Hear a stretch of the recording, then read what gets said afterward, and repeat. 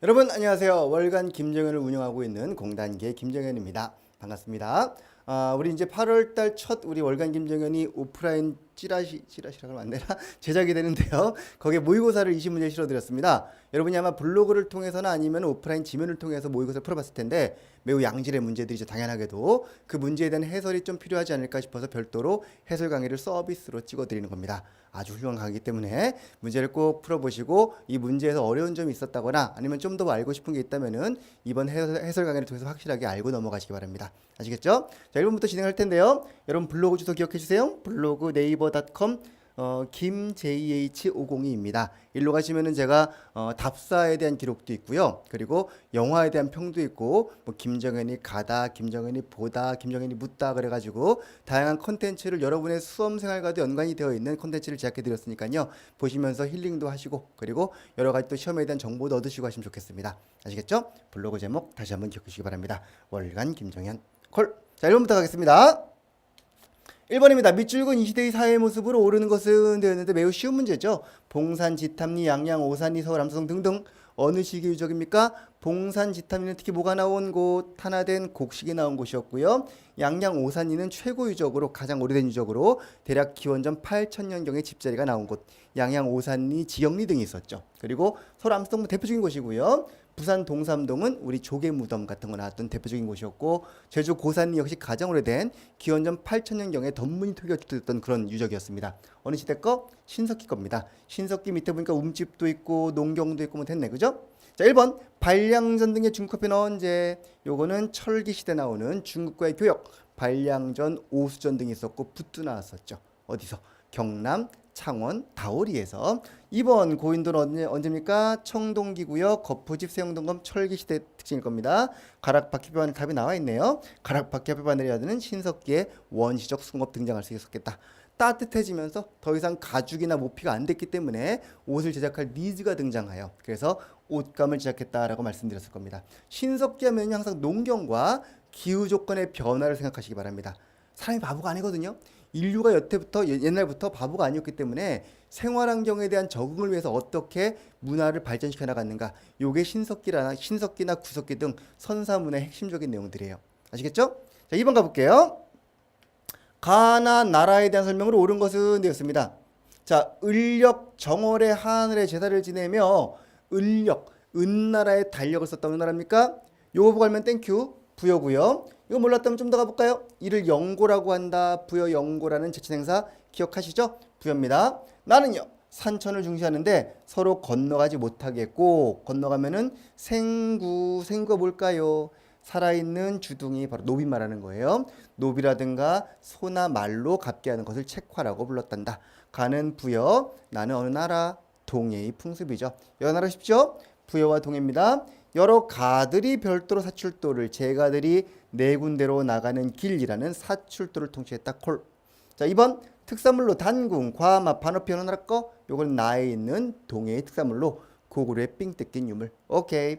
자, 3번 제가회의에서 나라의 중대사를 결정했다는 거는 고구려가 일반적이었고요. 부여도 가들의 회의는 있습니다. 그러나 제가회의라는 요 표현이 나오는 거는 우리 삼국지 위서동의전에 고구려조에 나오는 표현이에요. 그러니까 여러분이 내용을 보실 때 가들이 회의를 했다 그러면은 부여도 되겠군. 가능해요. 가들이 만약에 농사가 안 되면은 왕을 쫓아내기도 하고 이런 게 가능했었으니까. 하지만 전반적으로 제가회의라는 구체적인 표현이 나온다면은 고구려구나라고 생각을 해두세요.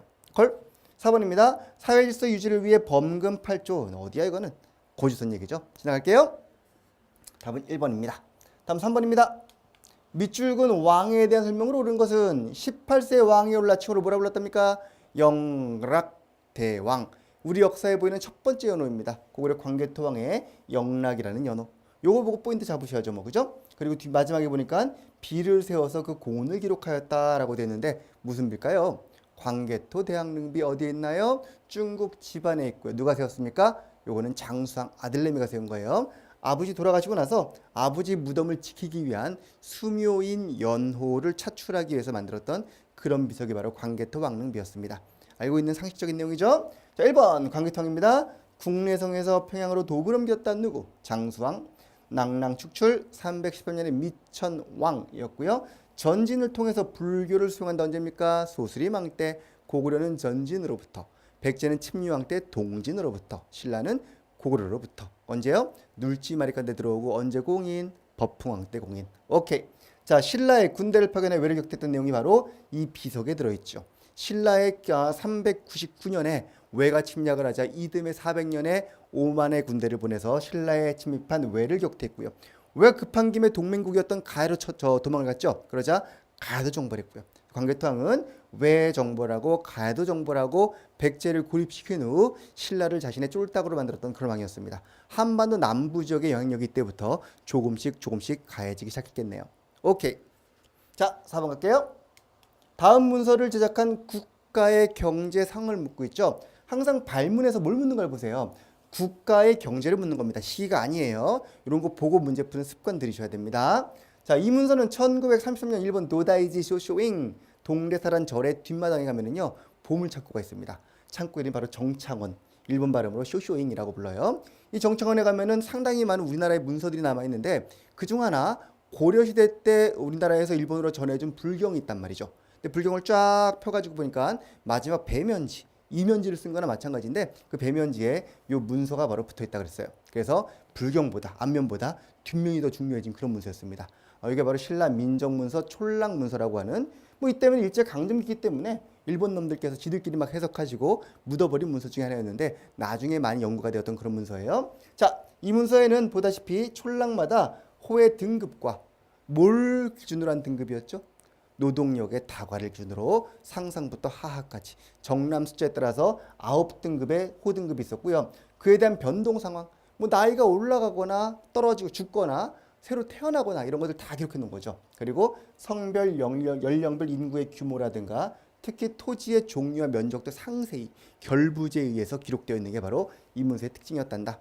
어느 시대 겁니까? 통일신라의 문서로 추정하고 있습니다. 통일신라의 경제상을 묻는 거 딱 되겠네. 그죠?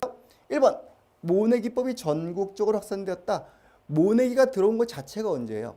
고려 후기쯤에 온 걸로 보입니다. 물론 학자에 따라서는 이게 신라 때부터 있었다 라고 보는 분도 있지만 적어도 전국 확산을 위해서는 수리시설이 그만큼 배치가 돼야 되기 때문에 요게 되는 거는 적어도 17세기 이후쯤 조선 후기 양상으로 보는 게 일반적이에요. 자, 빈민구제를 위한 진대법 고구려 고국천왕했던 거죠. 194년에 시장을 감독하는 동시라는 이스트 시장이에요. 이스트 마켓의 관청이 동시전입니다. 시전이란 말 여러분 들어보셨죠? 시전은 보통 도성에 있는 시장을 말하는, 근데 그 전자는 점포전자고요. 여기는 전자는 관청할 때 전자입니다. 이렇게 쓴 전자예요. 한번 써볼까? 또 내가 또 한자를 좀 쓰잖아요. 지금은 손이 약간 불편하지만 이렇게 쓴 전자입니다. 이게 관청할 때 전자예요. 그래서 동시에 있는 관청이 있었다라는 거고요. 동시전을 처음 개설했던 거는 지증왕 때라고 보여집니다. 509년이라고 기록이 되어 있는데, 자, 4번 감자, 고구마 등의 구황작물 언제? 감자, 고구마, 양란 이후 일본으로부터 전래된 서양 문물들이었죠. 그래서 요건 적어도 조선 후기의 모습들. 구황작물에 대한 기록을 담은 책이 있습니다. 명종 때 만든 구황찰료라는 책이에요. 이 책에는 감자, 고구마 들어있을까 안 들어있을까? 안 들어있죠. 명종 때 책이고 이거는 양란 이후에 들어온 물건이니까. 그렇죠? 그런 것도 약간 여러분이 팁으로 잡아두면 좋을 만한 내용들이에요. 자, 어쨌든 1번과 4번 조선 후기, 2번은 고구려, 3번은 동시전이 이미 지정할 때 있었으니까 통일신라는 당연히 있었겠죠. 정답은 몇 번이다? 3번이다. 콜. 자, 5번 갑시다. 가 인물에 대한 설명으로 옳은 것은 경상북도 기념물로 상주시 상주에 있는 곳인데 보니까 완산주를 도읍으로 삼아 후삼국 중 한나라를 세웠던 그분이 쌓았다는 성입니다. 우리 상주는요, 이분의 아버지였던 아작의 고향이라고 알려져 있어요. 제가 오늘 차를 타고 지나가다 보니까 상주를 지나가고 있는데 거기에 아작의 농산물 조합이 있더라고요. 아작이란 이름을 그렇게 그 동네는 기리고 있습니다. 아작을 누가 알겠어, 그죠? 드라마 본 사람은 알겠지만, 근데 그 아버지의 이야기 때문에 이분이 상주 출신이다 그래가지고 전라도에 나라를 세웠습니다만 경상도 상주에서 이분을 기념하고 있다는 얘기죠. 독특한 일이에요. 여기가 바로 견원산성이라는 곳이고 견원이 쌓았던 산성이 바로 그 산성입니다. 완산주 도읍을 보고 살 수 있겠죠? 지금의 전주입니다. 완산정이라는 콩나물 국밥집이 유명하다 그랬죠. 전주식 콩나물 국밥집. 완산주는 전주입니다. 기억하세요. 완산주 전주예요. 잘 나옵니다. 자, 아작의 아들이었던 그분 견훤이고요. 견훤에 대한 설명을 옳은 골라볼까요? 양길휘하에서 새로 키운 건 누굽니까? 양길휘하에서는 궁예가 들어가서 새를 키웠었죠. 북원경, 지금의 원주에 있었던 양길이라는 호족의 밑에서 세력 키운 건 궁예 이야기고, 중앙군 구서당은 신라 신문왕 댁이고요. 견훤은 전라도 지역의 매우 중요한 곡창지대와 해상교육의 거점이거든요. 청해진 있던 곳입니다. 거길 중심으로 해서 당시 중국이 5대 19개 혼란이 었기 때문에 중국의 후당이나 5월 같은 나라, 또는 일본과도 교역하면서, 일본 거란과 교역하면서 내부에 있던 고려라든가 또는 신라를 견제하고자 했던 게 견훤의 방침이었습니다. 그걸 간파하고서 바로 궁예가 왕건을 보내가지고 지금의 그 나주 지역이었던 금성을 점령하게 만들었던 것이죠. 자, 송악에서 철원으로 도읍을 건 누구? 이것도 궁예이겠다. 송악에 도읍을 한 다음에 다시 자신의 근거지였던 강원도 쪽으로, 철원 쪽으로 도읍을 옮긴 거는 궁예 이야기. 1번과 4번은 궁예, 2번은 통일신라 얘기고요. 3번이 정답 되겠죠. 됐나요? 좋습니다. 다음 6번 문제 갈게요. 가나 사이의 시기를 묻고 있네요. 이번에는 가와 나의 사이를 묻는 문제입니다. 왕이 병으로 자리에 눕자 왕규라는 사람이 다른 뜻을 품고 자신의 외손자였던 광주 부원군을 왕으로 추대하려고 기도했었죠. 무슨 난? 왕규의 난. 그죠? 언제입니까? 태조 왕건 죽고 나서 해종 때 있었던 일이었죠. 자, 그때쯤 일이었고요. 나는요, 처음으로 직관산관의 전식과를 제정했다. 처음 한자로 시, 정했다. 시정 전식과입니다. 오케이? 비로소 전식과를 정했다 해서 보통 시정 전식과라고 불러요. 이때 시정이라는 말은 그러니까 동사. 전식과가 목적어고, 그죠? 자, 어쨌든 전식과 정한 건 언제입니까? 요거는 경종 때 1.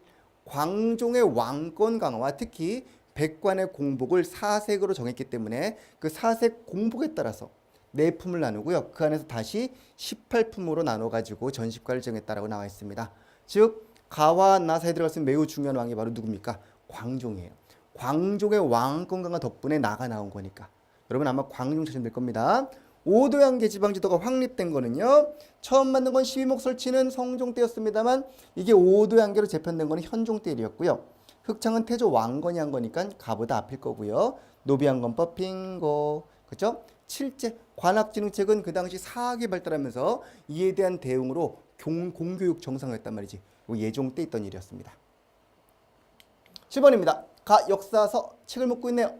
서울시는 보물로 지정됐던 요거를 국보로 올립시다 라고 신청했답니다.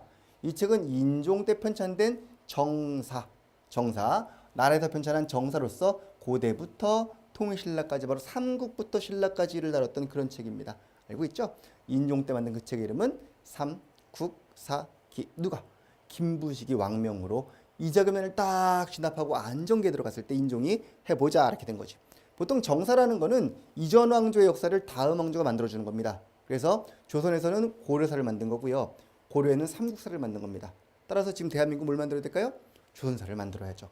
일본이 만든 조선사가 아닌 우리나라 역사를 계승한 조선사가 꼭 필요한 겁니다. 근데 우리는 식민지 시기에 일본이 만든 조선사가 아직도 그냥 조선사가 되어 있는 겁니다. 말도 안 되죠. 그죠? 대한민국사보다 앞서서 조선사를 먼저 정리할 필요가 있어요. 한번 해봅시다 우리가. 자, 어쨌든 좋습니다. 삼국사기란 책이고요. 남북국 용어를 처음 사용했던 건 누굽니까? 유득공 발해고에서. 단군왕검의 이야기는 삼국사기에 실려있을까? 아니지. 삼국의 이야기인데 왜 단군이 들어가? 안 되죠. 물론 맨 앞에 그런 말이 있습니다. 조선 유민이 분거 산곡지가 나요.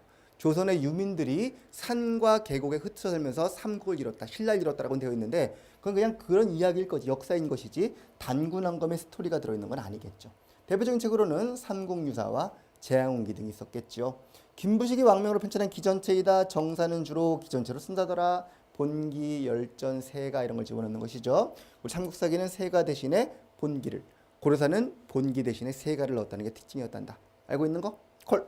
자, 고구려 건국시조 일대기를 서사시로 지었던 거는요, 동명왕편이라는 이규보의 시, 포임, 시예요, 시. 오케이. 자, 8번입니다. 교사 질문에 대한 학생의 답변으로 옳은 것은 고려시대는 왕의 시호가 충자로 시작된 시기가 있었습니다. 이 시기에 쓴 사실에 대해 말해볼까요? 라고 선생님이 묻고 있습니다. 충자로 시호가 있었던 거. 누구한테 충성하는 거? 원에 충성하는 충렬, 충선, 충해, 충목, 충정 등이 있었죠. 어느 시기입니까? 원 간섭기. 중학생 수준의 문제입니다. 최초의 서원인 백운동 서원은 주세붕의 건의에 따라서 어느 왕 때? 조선 중종 때 만든 거고요. 변발, 호복, 컬, 그죠? 우리 황비용 머리 있잖아, 그죠? 앞머리 빡빡 밀어버리고 뒤에만 묶은 거 변발입니다. 세계 지도인 혼일강리 역대국도 지도. 현존하는 동양에서 가장 오래된 세계 지도 어디 있습니까?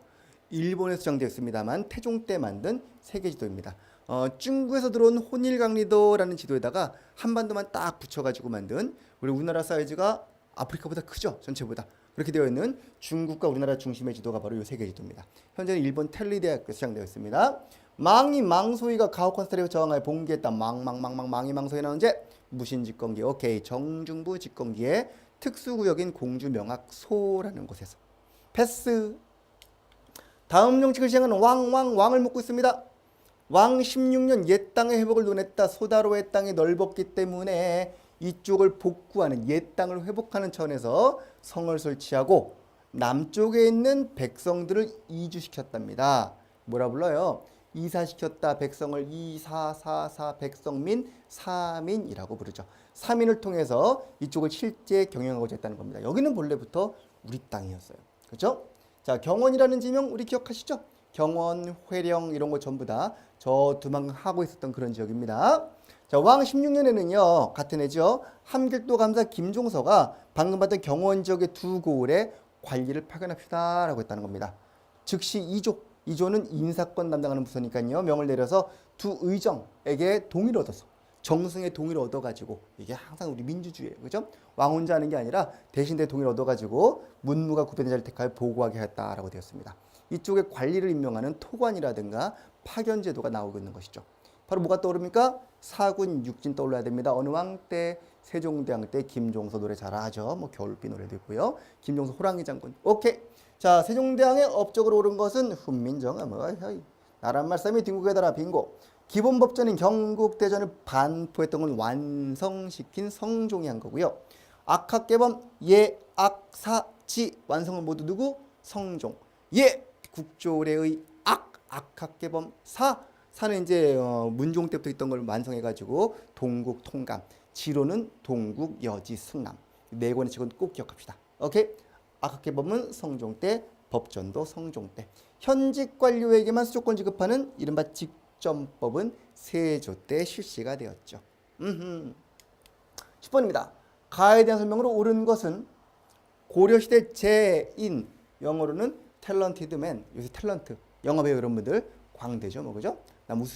우스갯거리가 되는 그런 재주 많은 사람들과 화척 등을 조선 초기에 하나로 묶어가지고, 그러니까 뭐 화척이라고 하면은 우리 도살업자도 있었고요, 아니면 고리대 가지고 엮어가지고 바구니 만드는 분도 있었고요, 림꺽정이 그런 거 있잖아, 그죠? 이런 분들 묶어가지고 이렇게 부른 겁니다. 근데 고려시대 제인과 화척은 본래는 천인 취급받던 분인데 이들 대신에 일반 백성을 일컬었던 요 칭호로 바꿔주었다는 겁니다. 그러니까 천인 신분으로서 취급되던 분들에게 일반 백성을 일컫는 말로 칭호를 바꿔주면서 천이 아닌 듯이 보이게 만들어준 거예요. 그 일이 뭐였을까요? 바로 정오칭이 아니다. 아니다, 없다라는 뜻의 한자 알고 있나요? 없을 무자, 그죠? 그럼 뜻이 통한 한자로 흰 백자가 있습니다. 백치미 이런 거 있잖아. 아무것도 모르는 게 백이란 말이에요. 하얀 상태. 그래서 백정 그러면은 정이 아니다 이런 뜻이에요. 정오라는 거는 국가에 필요한 역을 부담하는 분들인데 국가에 필요한 역을 부담하지 아니하는 사람, 그래서 그분들을 백정이라고 불렀고, 그들에게는 국가에 필요한 역이 없었기 때문에 대신 군역이나 요역을 의무적으로 부과했던 것이죠. 일반적으로 고려 때는요, 국역과 요역을 주는 일반 백성을 백정이라고 불렀습니다. 그 백정이라는 이름을 이들에게 씌워준 겁니다. 니네가 백정해라 그러면서. 그랬더니 조선 때 어떻게 됐냐? 백정이 천민이 돼버린 거예요. 천민의 칭호로 백정이 불리게 된 거고, 이들은 이미 신분제가 폐지되었던 가복역 이후까지도 천인 취급을 멸시를 받았기 때문에 그들이 무슨 동을 벌입니까? 바로 저울처럼 평평한 생을 만들자. 그래서 일본 수평사의 카피를 통해서 형평사란 조직을 만들고 형평운동을 전개하게 되었다는 아름다운 스토리입니다. 뭐 지금이야 백정이라는 신분이 없습니다만 여전히 직업에 대한 멸시 풍조가 없지는 않은 것 같아요. 그렇죠? 그런 것들이 이제 이때부터 쭉 나오는 그와 같은 역사 속에서 나오는 얘기들이죠.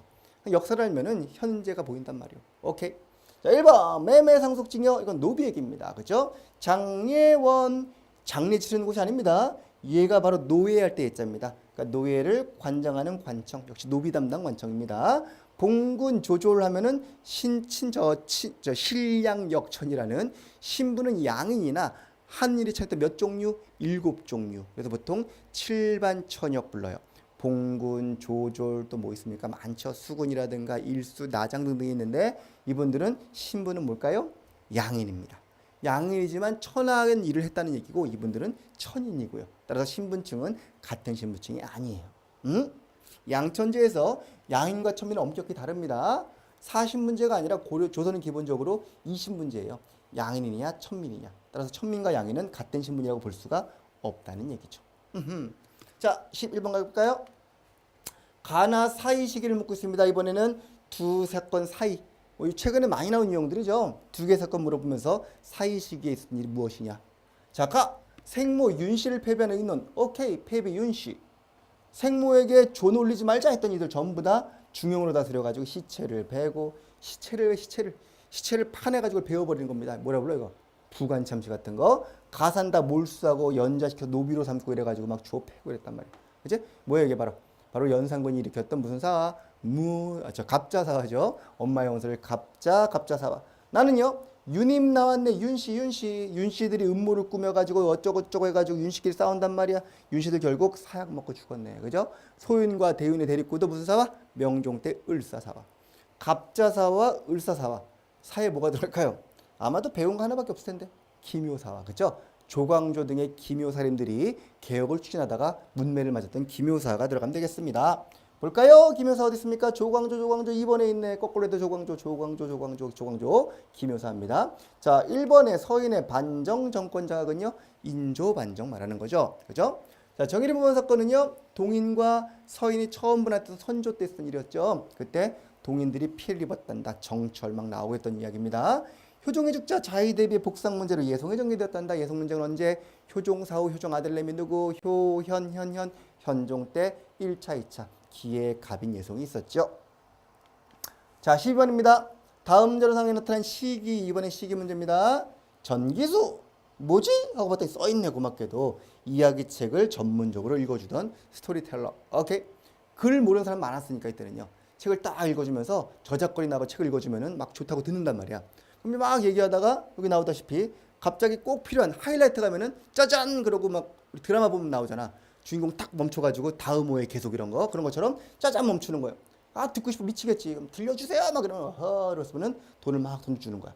돈 버는 거야. 돈 버는 거. 전기수가 이렇게 돈을 버는 요전법. 돈을 이렇게 멀 요자인데 돈을 받아들이는 법입니다. 이게 돈 갖고 와 그래가지고 돈을 쫙 끌어들이는 거죠. 자, 전기수가 동대문 밖이면 어딥니까? 이현, 밀리오, 레두타. 남대문엔 7패, 이현, 7패 등 상권이 있는 곳에 가가지고 살고 있다가 소설 읽었는데 무슨 소설이래? 한글 소설. 숙향전, 소지성전 모르겠지만 여러분이 알고 있는 심청전. 서린기 알죠? 답 서린기서. 이런 전기문을 막 읽어주면 좋아가지고 막 사람들이 모여드는 거야. 변사처럼 막 이랬다면서 돈을 벌었던 이 시기가 언제일까? 이런 걸 유추하는 겁니다. 여러분에게 주어진 힌트는요. 동대문 밖에 사람들이 모여서 한글 소설을 듣고 있다는 거예요. 한글 수로 적어도 허균의 홍길동전 이유니까 후이겠구나 잡으셔야 되겠고요. 그리고 서민문화와 특히 이와 같은 동대문 지명 등을 통해 가지고 상품경제 발전도 같이 유추하면 좋겠습니다. 그 시기 모습으로 적절치 않은 것은 병란도 웬일이니? 이건 고려죠. 고려 예성강 하고 했던 항구고요. 공인이라고 하는 건 대동법 이후에 등장했던 전문 조달꾼, 담배 등의 상품작물 재배할 수 있겠고요. 물주, 돈 많은 놈이 돈을 딱 대면은 떡대라는 덩치가 좋은 분이 나와가지고 광산을 경영하는 전문 CEO의 등장. 오케이. 자, 13번 갑니다. 밑줄군 이 왕의 제위 시기했던 사실로 옳은 것은 왕 문제네요. 동생인 명한 공주에게 보낸 한글 편지입니다. 읽어볼까요? 못 읽겠어요. 어쨌든 그의 제위 시기에는 경신환국이 발생했답니다. 환국 누구예요? 숙종 그죠? 숙종 여자들이 참 많았단 말이야. 지진이었나요? 그죠? 많은 뭐 김태희도 있었고 많은 여자들을 거느리면서 환구를 일으켰던 왕의 변덕이란 변덕이지만 이게 정치적인 공세였겠죠. 그 당시 워낙 당파 경쟁이 심했기 때문에 한 당에게 권력을 주고 이 당을 죽여버리고 다 이 당 주고 이 당 죽여버리고 하는 편당적 인사 권리로 환국을 초래했단다라는 숙종에 대한 이야기입니다. 낯선 정벌 언제입니까? 북벌 얘기했던 사람 효종이죠.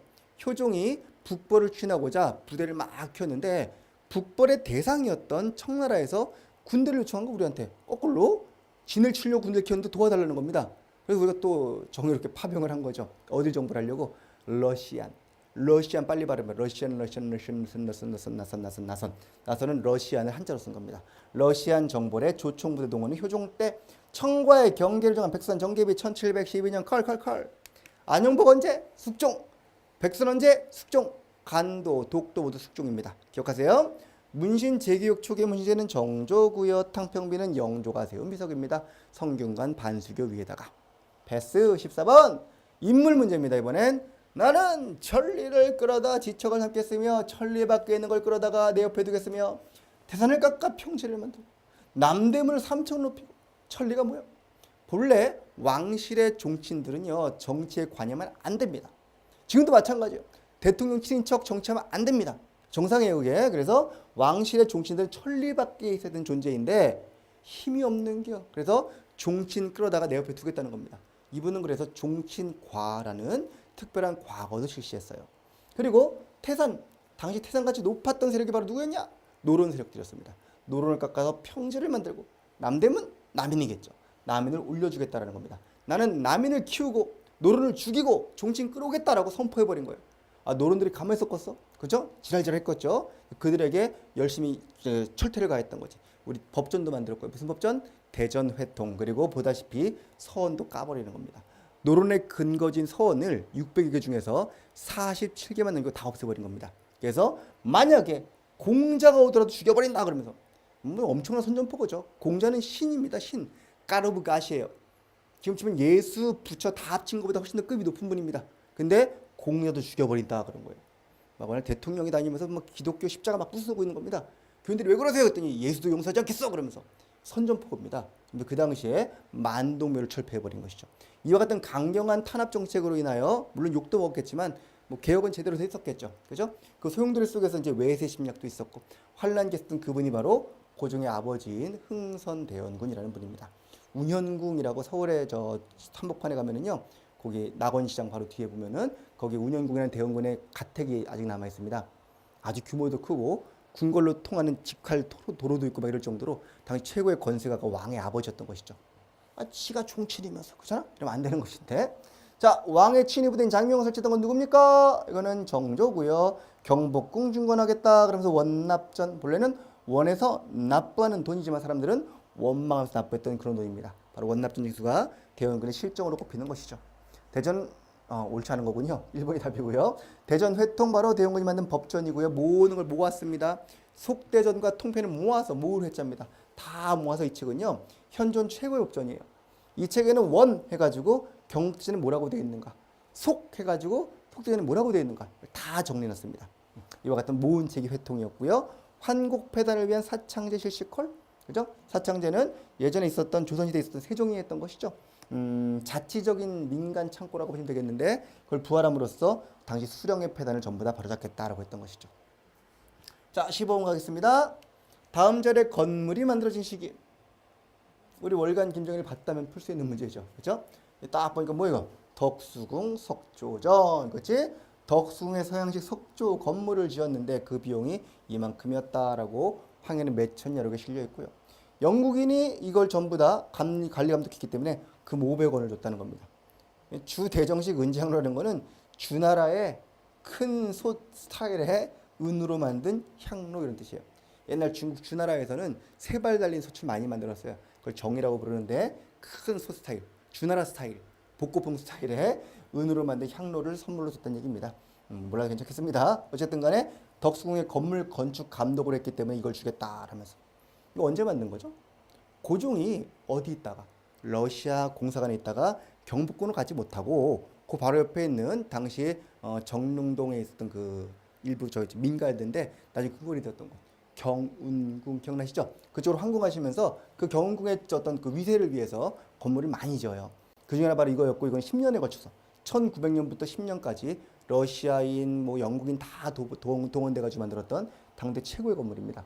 여기 이제 정전으로 삼고 활동을 하셨습니다만 안타깝게도 국권을 피탈당하셨고 이 석조는 나중에 밑속 공동위원회가 열렸던 곳으로 유명했던 곳이고요. 지금은 이제 옆에 있는 건물과 함께 미술관 쪽으로 쓰이다가 복원이 되었습니다. 보관이 되었습니다. 아마 신청을 가면은 안내사가 이렇게 안내해주고 그럴 겁니다.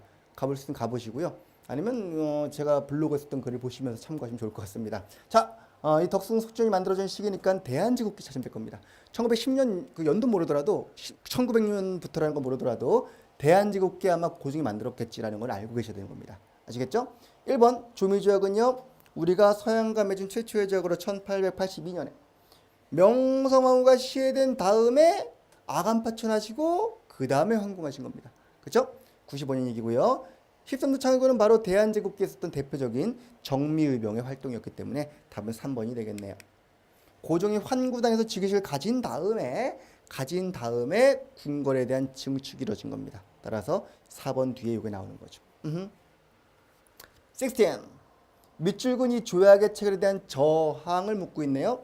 뭐 늘 나오는 그 조약입니다. 우리 황제폐는 절대로 안 된다라고 했습니다만 이토라는 이놈의 새끼가 이토우작이 이걸 다 알면서도 저 개 돼지만도 못한 우리 정부 대신과 결탁을 해가지고 이 조약을 맺은 것이요 라고 분노했던 분이 바로 장지연이란 분이고 이 글의 제목은 디스데이야말로 목노와 크게 울날이다 시일야 방성대곡이라는 글입니다. 나중에 친일파가 되십니다만 장지연 씨는 이때만 해도 항일 언론에 선봉했었던 그런 분입니다. 자, 이 조약은 바로 무슨 조약? 을사늑약이죠. 1905년 을사늑약 2차 협약입니다. 이상설이 매국노치단 요구하는 상소를 올렸단다. 이상설, 조병세, 민용환 등 대신들이 막 상소를 올렸단 말이야. 이게 되나 안 되지. 왕도 답답하지. 그중 일부는 자결하십니다. 그래서 그 당시 뭐 조병세라든가 민용환 자결하시고 난리가 났어요. 고종은 1907년 네덜란드 헤이그에서 회의 걸린다 하자 여기에 특사를 보냈었죠. 그때 가시면 여기는 이상설이요. 이상설, 이준, 이휘종 세 분이 갔다 오셨고요. 유생 출신 유인석이 이끄는 의병이다. 유생 유인석이라는 의병이 이때도 활약을 안 한 건 아닙니다만 충주성에서 이렇게 점령하고 싸웠던 건 바로 언제입니까? 을미의병 때입니다. 이분은 이때는 연해주 쪽에 있었기 때문에 여기서 활동하지 아니에요. 자, 나철, 오기호 등이 오적 추단을 위해서 자신회를 만들었단다. 이른바 을사 오적 암살단 많이 들어보셨죠? 실패했습니다만 나철은 이후에 대종교란 종교를 만드시고 그리고 무장수행에 선봉했었던 그런 분이세요. 정답 몇 번이다? 3번은 을미의병 때다. 1895년 당시 일이었습니다. 패스. 7번 다음과 팀청에서 취해진 민족운동 역시 또 우리 블로그에 있는 글을 바탕으로 한 문제였겠죠. 자, 볼까요? 포악한 적은 이런 것 등으로 멸망한 주된 명맥을 계속해서 침해하고 있다는 거예요. 포악한 적이 누구겠어? 일본 놈들이지. 일본은 지금 정치, 법률, 군대, 감옥, 경찰 등 근대적인 어떤 포갑의 테두리를 이용하여 이미 멸망한 조선의 명맥을 계속해서 침해하고 있다는 겁니다. 이 전율스러운 광경에 침묵할 수 있겠느냐? 싸우자 이런 거예요. 싸우자. 전부 죽고 있는데 싸우자 그러면서 어떤 의도 없고 가치도 없는 이 참혹한 생에서는 우리가 쓴 건 뭐냐? 바로 반역의 순사. 순사는 건 순경이 아니라 순직해서 죽는다는 겁니다. 순직하여 죽겠다는 겁니다. 우리가 죽음으로써 포악한 적을 향하여 선전포고를 하고 싸우자라는 거니까 뭐겠습니까? 이거는 언어나 문자로 안 되는 싸우자니까 무장투쟁의 라인이겠죠. 그죠? 무장투쟁 라인의 헌무당 선언서라는 1926년에 나왔던 박열이라고 하는 우리 블로그에 있는 그분의 연관된 조직에서 만들었던 선언서입니다. 1920년대면은 당시 일본에서도 국내에서도 다양한 활동에 무장투쟁이 활성화되고 있던 시기였거든요. 의열단 활동도 있었고요. 그죠? 25년에 물론 치안유지법으로 국내외 독립운동이 상당히 망가지긴 합니다. 하지만 그 이후에도 끊임없이 우리는 이런 활동을 전개하고 있었고 그 중에 하나가 바로 일본에 있었던 이와 같은 선언서들이에요. 어쨌든 우리는 이 글을 모르더라도 이와 같은 입장이니까 무장투쟁 라인이구나 라는 걸 판단하시고 풀면 되겠죠. 국어 문제죠 뭐. 박열의 흑의회 이게 답이라는 거야. 시기적으로 이거 좀 더 앞섭니다만 같은 입장이라는 것이고요. 신민의 우선학교는 계몽 쪽의 이야기죠. 이광수의 민족적 경륜 이거 쓰레기 그죠? 이광수가 요 글을 발표함으로써 23년부터 민족주의 기어들이 24년이구나. 타협과 비타협으로 분해되기 시작합니다. 우리 민족은 썩었으니 일본을 따라서 우등한 민족으로 거듭나야 되고 현재 우리가 할 수 있는 저항이라고 하는 거는 일본의 합법적 테두리 안에서 할 수 있는 것들. 그래야 우리가 할 수 있지 않겠냐라고 했던 그런 글입니다. 묘하게 설득이 됩니다만 내용 자체는 일본을 인정하는 쪽이었기 때문에 현재는 상당히 지탄받는 그런 이론들이죠. 광수 생각이에요. 조만식의 피행물산정계 역시 실력 양성 계열의 산업운동이기 때문에 2번과 4번은 실력 양성 계열의 운동, 3번은 자치 참정과 같은 일본의 타협하자는 운동, 1번이 바로 무장투쟁 라인이므로 답은 1번이 되겠다 라는 문제입니다. 박열 기억해 주세요. 영어도 나왔으니까요. 간에 꼬흠이꺼 이뻐요. 18. 밑줄근이 운동의 표를 묻고 있네요. 여름방학입니다. 좋죠. 하지만 놀지 말고 고향에 가서 문맹 타파에 힘씁시다. 미신 타파 근검절약을 통하여 우리 신문사에 주최한 이 운동이 드디어 2회째가 되었으니 많이 참여합시다. 그러면서 이 신문사에서 31년부터 고향에 가서 문맹 계몽하자는 그런 운동을 했었나 봅니다. 무슨 운동이죠? 동아일보의 브나로드, 러시아 말로 인투 피플, 민중 속으로 이런 겁니다. 민중 속으로 브나로드 운동은 바로 2회째를 맞았답니다. 31년부터는 조선일보, 동아일보가, 29년부터는 조선일보가 문자 보급 운동을 전개하고 있었죠. 바로 그 시기에 했던 운동의 표어니까요. 보겠습니까? 배우자, 가르치자, 계몽이겠죠.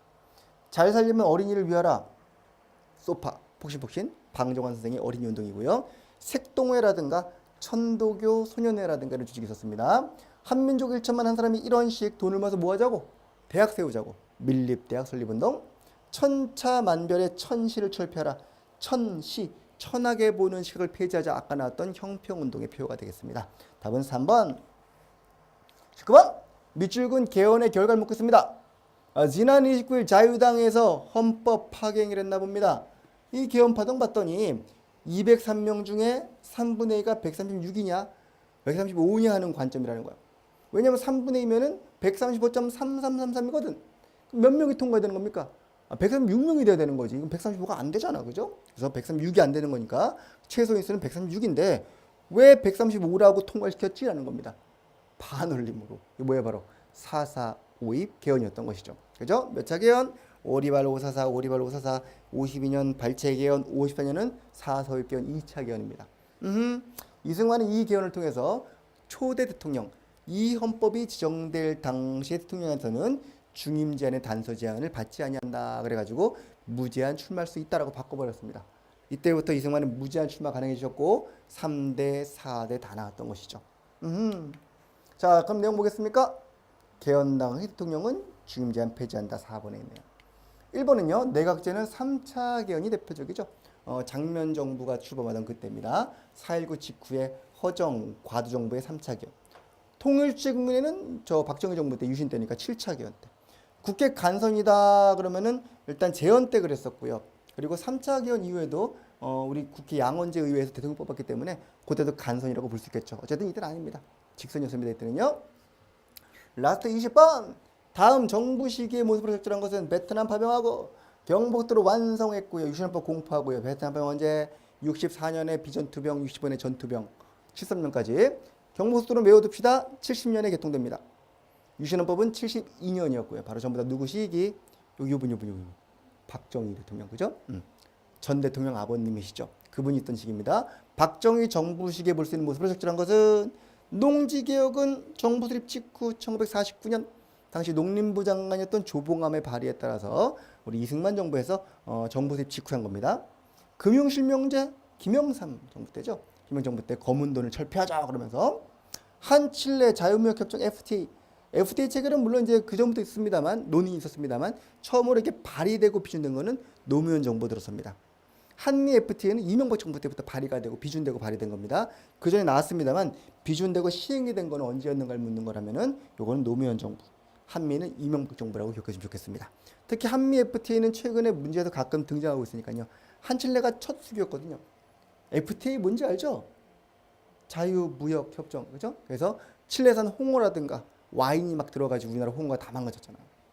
한독 근로자채용협정, 파독이라고 하죠. 독일에 파독했던 서독입니다. 당시 서독, 동독이 아니라 파견했던 근로자들로 당시 3기 업종에 해당하는 광부라든가 간호사라든가 이런 노동자들이 가서 외화를 벌어온 겁니다.